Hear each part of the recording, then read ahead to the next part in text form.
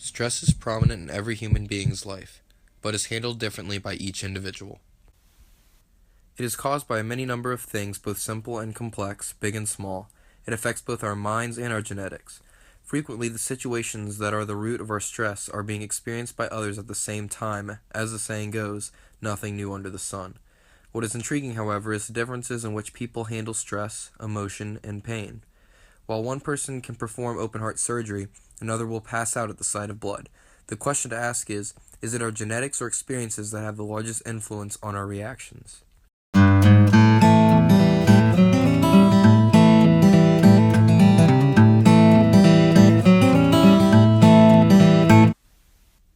In Dr. Lassoff's article, Is Your Child an Orchid or Dandelion?, he discusses the specific genetics that may affect how a child responds to stress. He uses the example of a child being left at daycare by a parent. Some scream and cry because they are no longer with their parent, but on the other hand, some kids carry on with no worries at all and won't want to leave at the end of the day. He explains that the glucocorticoid receptors, or GRs, connect with the chemical cortisol in order to communicate with our body. Cortisol is a stress gene that triggers the fight or flight response in the body. Dr. Lassoff says the higher the number of GR receptors in the body, the larger the amount of cortisol that gets docked, so you can tolerate more stress without feeling stressed.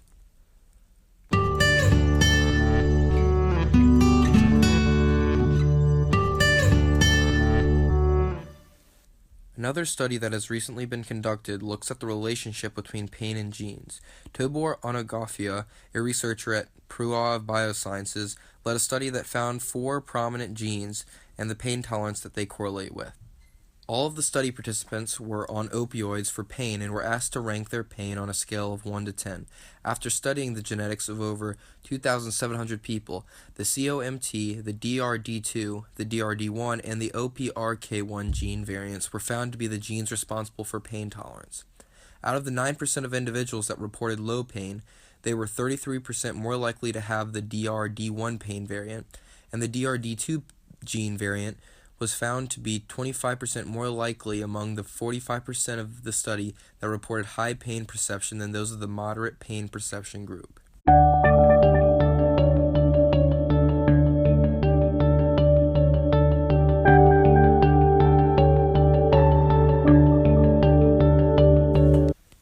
Oftentimes as young children, we learn valuable lessons based on experiences and stored them, like not to touch a hot stove or to look directly into the sun. The same thing happens with stress and the events that cause them. For people that have had abuse as children, they are more likely to develop substance abuse problems, post-traumatic stress disorder, depression, and eating disorders. Abuse and adverse life situations can cause alterations in the GR receptor gene that was discussed earlier. Scientists have seen that neglect does not just affect the genetics of humans but also rats. Incidentally, scientists have also noticed similar epigenetic changes in the GR gene in rodents that did not receive maternal care during infancy. This gene is sensitive, and in infants it can be affected even by pre- and antenatal maternal anxiety and depression. The mentally tough are able to endure large quantities of pain and stress to complete their goals and be successful. The military trains its soldiers to be mentally tough with strenuous activities that push people to their limits. In Annie Paul's Time magazine article, Can You Instill Mental Toughness?, she discusses the process by which soldiers are now being trained. The U.S. military is now implementing a resilience-building program designed by a team of researchers at the University of Pennsylvania, intended to make soldiers as rugged in the mind as they are in the body. This effort, one of the largest psychological interventions ever attempted, holds lessons for anyone who wants to strengthen their mental muscles, says Annie Paul. The key to the program is thinking like an optimist, according to Martin Seligman, a psychologist at the University of Pennsylvania. People who don't give up have a habit of interpreting setbacks as temporary, local, and changeable. Generally, this is just a specific example of how building a high self-esteem and an optimistic attitude allows you to brush off stress as if it is nothing.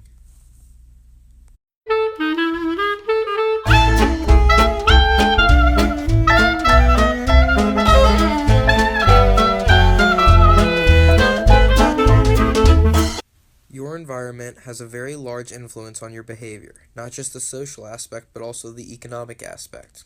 Economic situations can cause stress for many, especially kids who grow up in a low-income family that struggle from paycheck to paycheck. For example, students from low-income families often have much lower SAT scores than students that come from wealthier families, most likely because they have more distractions. According to College Board, a student whose family's annual income is less than $40,000 a year averages a 475 on math and a 462 on reading. However, a student whose family's annual income is over $200,000 a year average a 580 on the math and a 560 on the reading.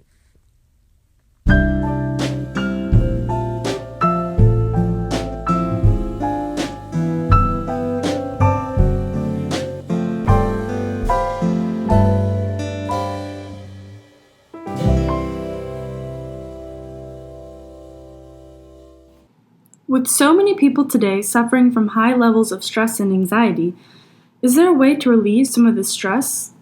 The answer is yes. There are many proven ways to reduce stress. However, some ways can cause more harm than relief.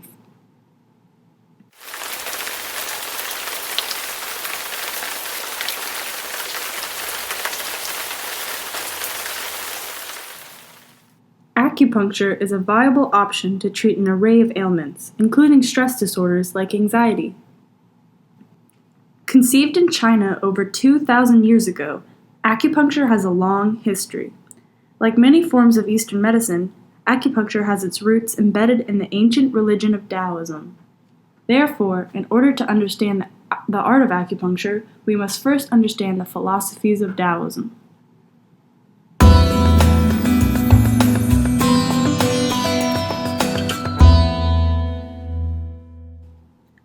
Though Taoism incorporates many concepts, perhaps the most unique and important is the concept of qi. The main focus of Taoists was the primordial qi, or the energy where all life comes from. They believed that all life and all that exists springs from one source. This source, or oneness, is known as the Tao. From the Tao came differentiation and opposites, male and female, light and dark, substance and non-substance, yin and yang. And as life is an endless cycle from the interaction of yin and yang, all phenomena are born.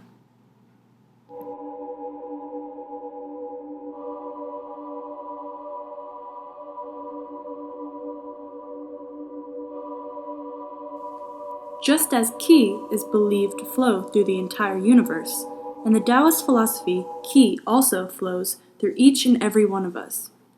Our bodies act as a reflection of the universe and as miniature examples of how energy works. Qi moves through specific pathways in the body relating to each of the major organs. For example, the stomach has qi that allows it to process the food we consume. The qi that flows to each organ and body structure is what allows these systems to function. Furthermore, the qi in our bodies can be manipulated by our lifestyle habits. For example, qi will be stagnant if we do not exercise, have good nutrition, or keep good sleeping habits. The most common sign of a qi deficiency is fatigue, and the most common sign of a qi stagnation is pain or discomfort. Also, qi can be affected by our emotions. For example, a poor relationship can cause significant problems with the flow of qi, while a strong relationship aids with the flow and vitality of qi. Taoists discovered that there is a way to measure qi. They discovered that the qi of all organs and channels can be measured on the radial artery of the wrists in a process called pulse diagnosis. In this process, one measures the beat, strength, quality, shape, and texture of the pulse. The results reflect how qi is affecting blood, body fluids, hormonal systems, and also how the qi of each organ and channel are affecting one another. Through the pulse, every aspect of human life can be measured: physical function, mental and emotional states, and even the spirit.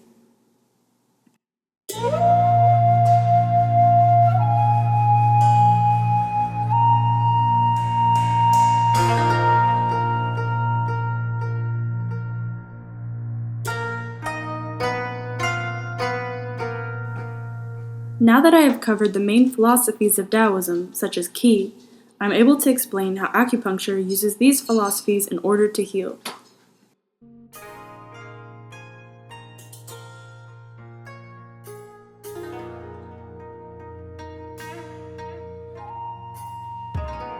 Acupuncture is a medical practice that allows for the manipulation of the body's qi in order to restore health and balance.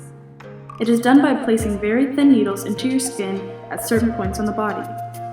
After an acupuncturist has done a physical examination, a pulse diagnosis, and has gathered data on the patient's health, they can then choose the appropriate points on the body that would help move the qi in the most optimal way. For example, let's say a patient goes to get acupuncture done in order to treat his recurring migraine headaches. The acupuncturist will take note of this and will place needles and points on the patient's body that will help treat the migraines. This includes points on the forehead region, such as the third eye point, between the eyebrows, and between the bright light point, the inner corner of the eyes. Other regions where pressure should be applied are the temple region, face region, neck region, shoulder well, hands, and feet.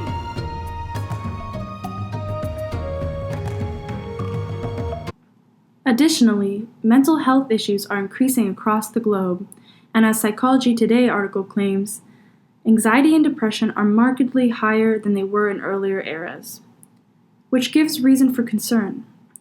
Though the most obvious treatment plan for those suffering from mental health problems like stress, anxiety, insomnia, and depression would be to turn to pharmaceutical drugs prescribed by an MD, this method often fails to help the patient. More often than not, drugs such as antidepressants have a limited amount of time before their effect begins to wear off, and the patient needs either a higher dosage or an entirely new prescription in order to maintain the effects of the drug. However, with the alternative of regular acupuncture treatments, a patient suffering from depression or anxiety may never have to turn to pharmaceutical drugs. This is yet another benefit of acupuncture. The tools used to allow a patient to heal belong to the patient herself. The healer is not giving any sort of medication to the patient, but rather stimulating something that is already there.